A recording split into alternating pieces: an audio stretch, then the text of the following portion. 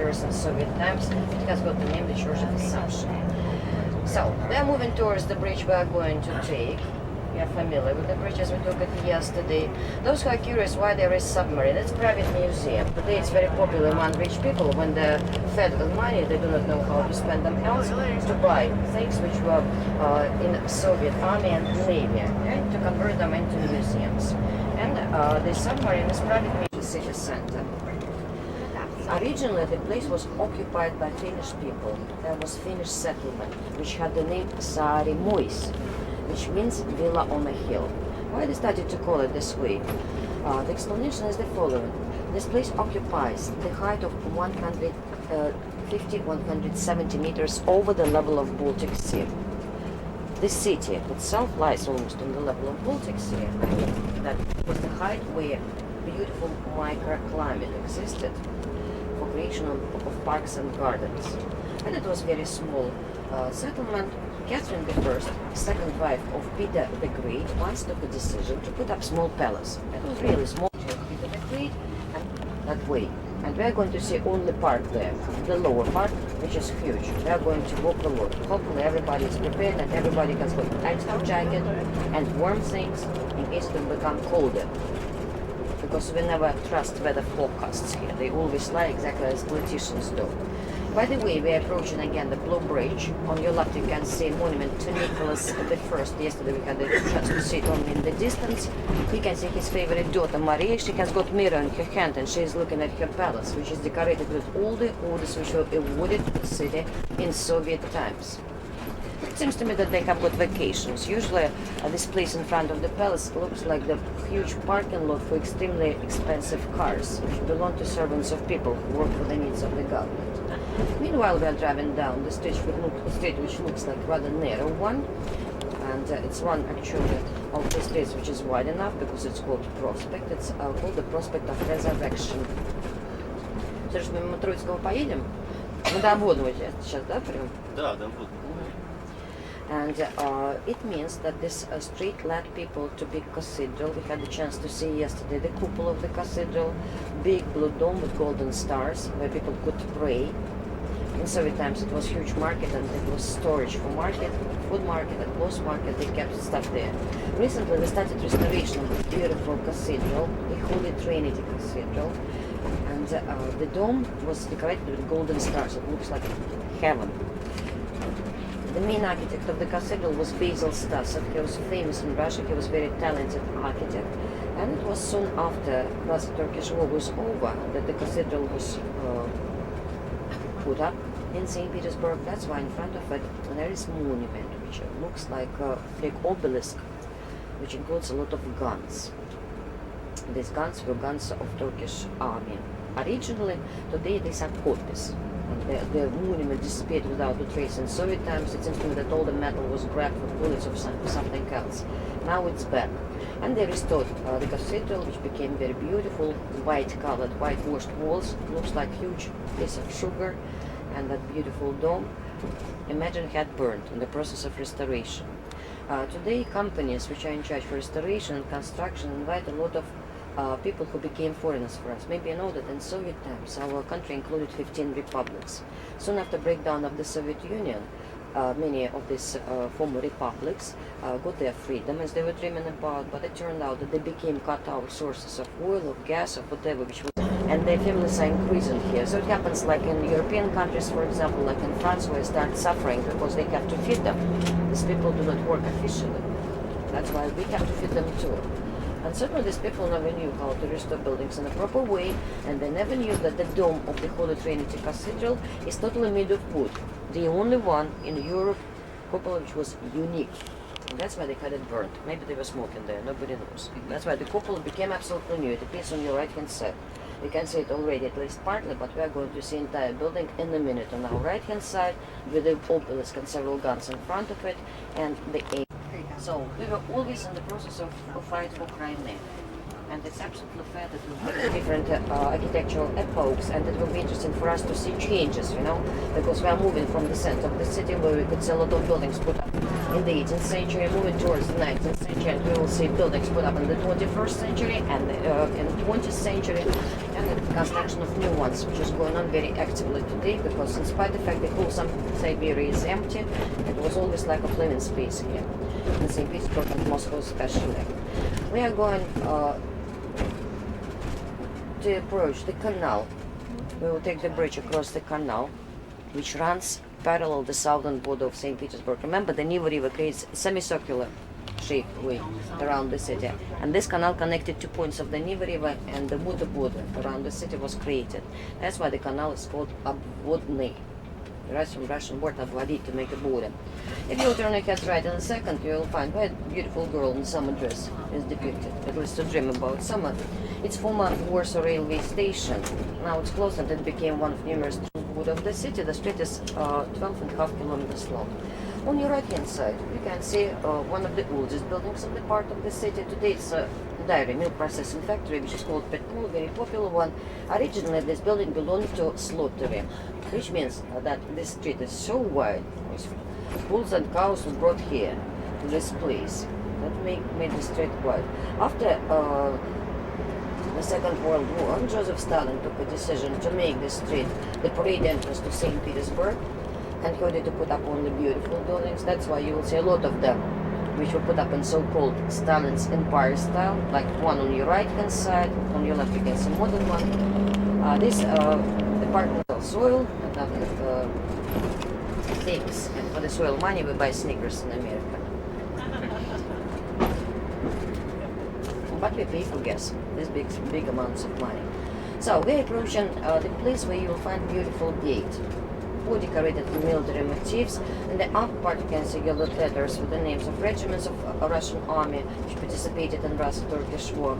After the Second World War, this gate was demolished.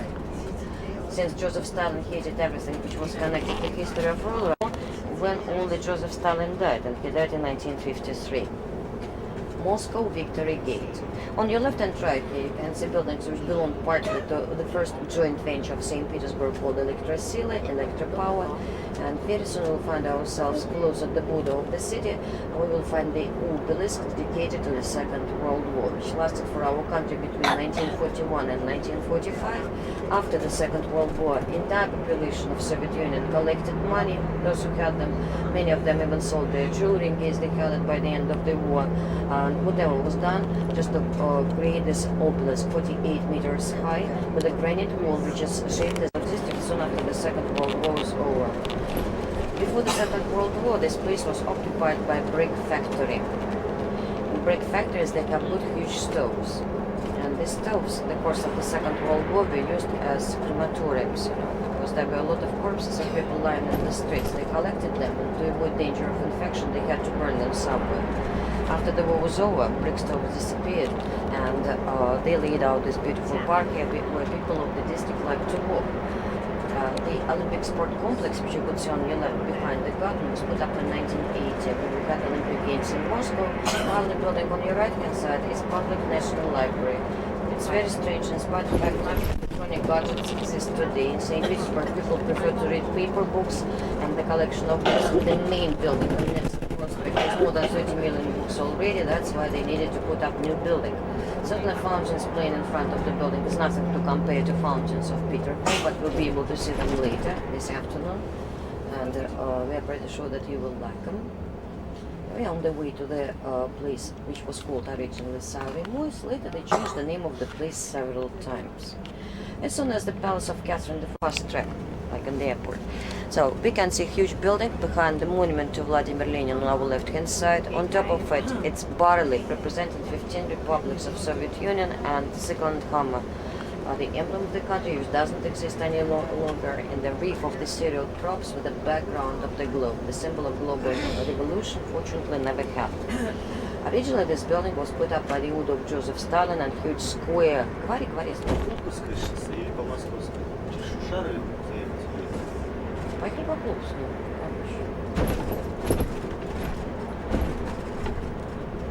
So, That building we just passed was put up for the government and CPSU committee of St. Petersburg. He wanted to move center of the city to this park. Nobody knows why. We'll never understand the intentions of paranoid people. And there was big fight between members of the Communist Party and the government. A kind of fight for these huge studies, but later he changed his mind and they left the city center alone where it is right now. The government occupies absolutely different building. And this one was given to one of secret military plants called Leninets, which is quite often called Pentagon, because still nobody knows what they produce there. Что за хрень-то? Мне вообще что-то не нравится. In a minute, on our left hand side, we will see the sign on the granite wall, which says, to your heroic deed, Leningrad. There are steps which lead downstairs. It's one of the rare museums in the city which can be visited free of charge by anybody, as it's dedicated to 900 days of cruel siege, and on the walls they keep their 900 electricity candles, just to remind us about the time when people were suffering in the city and in the suburbs. You can see statues which represent not only soldiers and officers, but women and teenagers who were the main workers of plants and factories which were not evacuated to Siberia. The obelisk itself is 48 meters high. Сюда съезжали, поэтому туда. Спасибо, дорогая. Я понимаю, куда они съезжают. Потому что думаю, что мне Пушкин ехать, и в итоге так же не стану. Пушкин, да ну нахрен, что балдеж. Ну да. А что за хрень? Съезд все равно один вечер. Ну да. Как хорошо, что мы здесь поехали. Сейчас бы я домой поехала. Я бы сейчас тут встала, Да, да. навсегда. Охренеть. Ну и вот, и, короче, выходит егоная баба, я говорю, ну что, сможем поехать? Она говорит, не поеду. Ей дали отдельный Мерседес, больной муж едет отдельно, она отдельно, мы же приехали туда. А им, чтобы, они же безвизовые, им, чтобы улететь, у них, ну, вертолеты в Финляндию возят, они здесь не лечатся, если у них страховка, они в американской клинике. А видишь, откуда начинается? Вы сейчас с этим всем сюрприз такой, да? Придется через год выбираться. Потому что это надолго, судя по всему. Вот, они говорят, ой, нам надо там денег на туалет, я им деньги дал. Думаешь, они хоть копейку мне дали?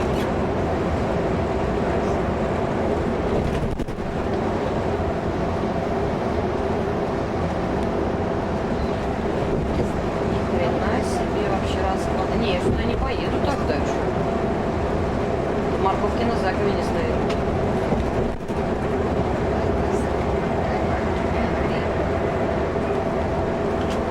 Ладно, я здесь хоть понимаю, здесь они там могут в порт из порта ехать за эти грузовики. А вот что они на Витебском делают? Куда они там грузятся? Там складов много. Движение для них там открытое.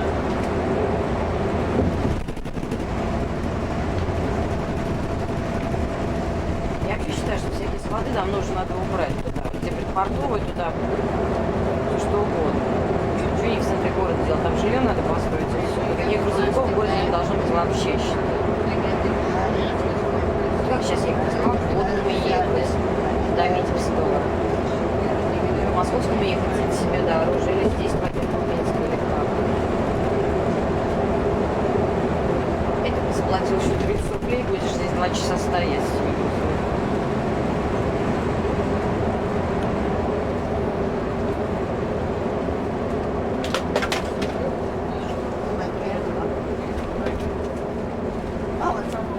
У нее. Thank you. Very good.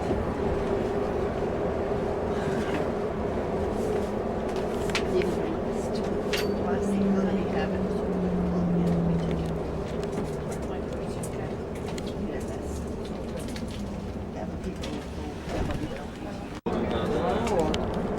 Спроси, кто мне отдаст деньги за ЗСД.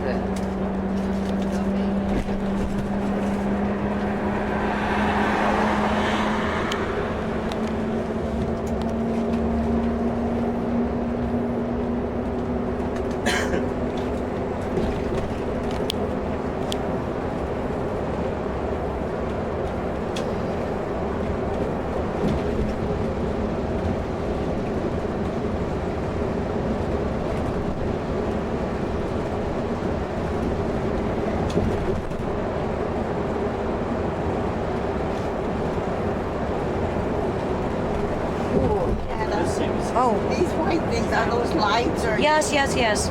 I call it fishbone. Yeah. Modern design. It is modern, yeah. This part of the road is just opened, you know. It was just 1 year ago. Very nice. Yeah, it became very comfortable because it brings us back home much faster. And we had to get through the city with a lot of traffic jams. We'll find them in front of us, definitely, but not so many as we could.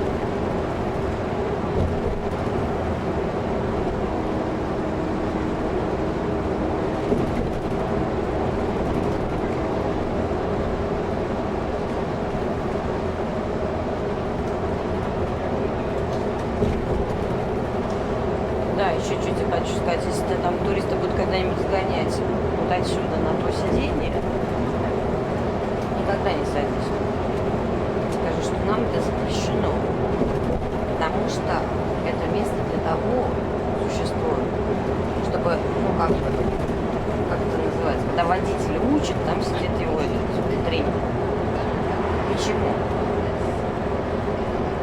Потому что там реально это довольно-таки опасное место. Если солнце светит на тебя, бедные водители вообще не знаю, как они выживают, потому что они даже кондей часто не дуют. Ты сидишь и там плесневеешь, таешь. Потом у тебя оборудование и все, что должно быть здесь. То есть твое рабочее место, а хороший водитель еще здесь пишет, что место таких не занимать. Потому что они думают, что они хозяева жизни, а на самом деле это не так. В автобусе хозяин и водитель, а они тут гулять пришли. Ну, культурно все, конечно, вежливые с улыбкой. И темные очки очень хорошо работают. Надел как бы, и все.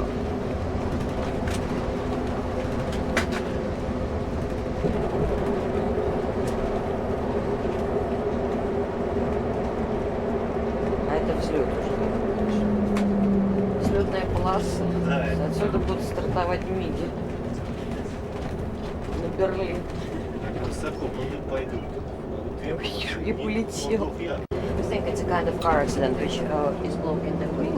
Beautiful church on your left-hand side is in the process of restoration. It was a soap factory here once in Soviet times. Still interested in different buildings. I would like to draw attention to the building on your right-hand side. It's Moskva. Moskva is Moscow. On your right-hand side. In bad condition. The building in bad condition. It's one of cinema theaters. In my childhood, we had no colored TV. We had just 3 channels on TV. Today we have got a lot of them, and we have got satellites everywhere. At that time, only 3 channels, black and white. Cartoons were available only for 15 minutes, Saturdays and Sundays. Everywhere we could find only strange face of Leonid Brezhnev. Maybe you remember this name. Kind of vegetable by the end of his life, mumbling something non-understandable. 27 meetings of the Communist Party, imagine, every 4 years, like Olympic Games. About 70 years of communist rule here.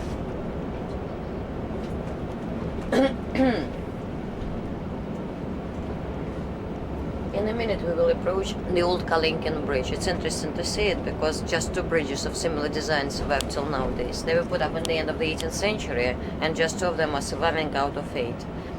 Originally it was a drawbridge, it could be opened. But today the system is very old and they, thanks God, repaired it. Before it was awful to get across it. On your left it's the area of Admiralty Shipyards, the oldest enterprise of shipbuilding in this country. It's functioning since 1704. It's the main entrance on your left hand side. Since they start early in the morning, it's 4:30 and they're gonna leave for their homes, you see. Crowds of people are leaving. Had enough to do. And you will see Sandel in a minute on your left hand side, which means we made this 26 miles within a short period of time. We'll be forced to give at least big hand to our driver. They have got patience of angels, I have to tell you. Any driver in this city. Are these people getting out of work? Yes. 4:30,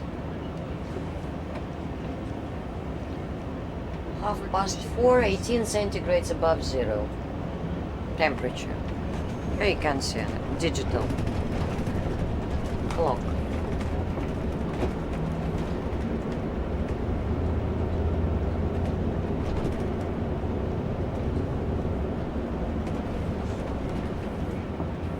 Николу можем не переть абсолютно спокойно. Мы вчера там были.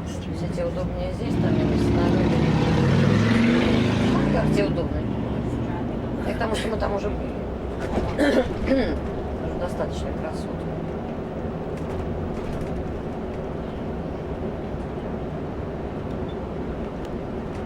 Я понимаю, ну, что положите 2. На кое их 5 или 6?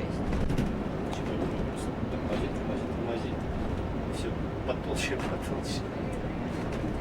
Что у нас это возле дома лежачий полицейский один такой есть. Я говорю, что живого что ли закатали в асфальт? Просто такая бомба.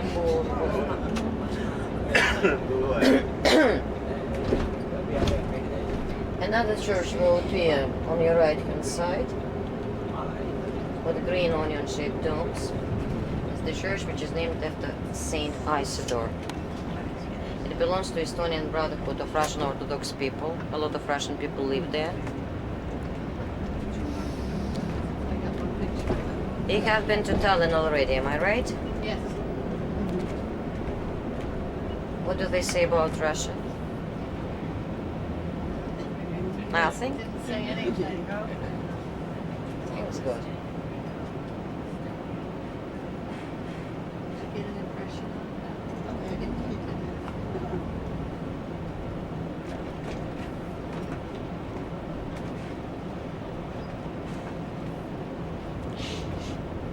Like tourists.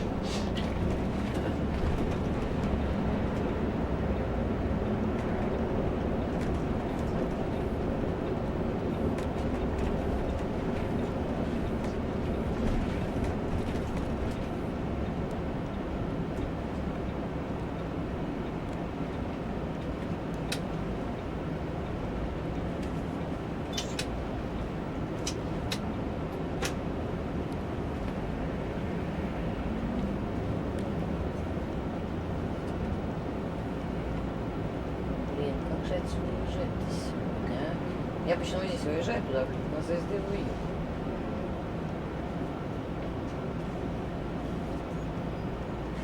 Это еще со своими разметками, какими-то там заплатками.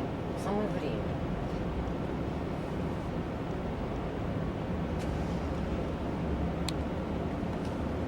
Anna, do people need to have 2 jobs?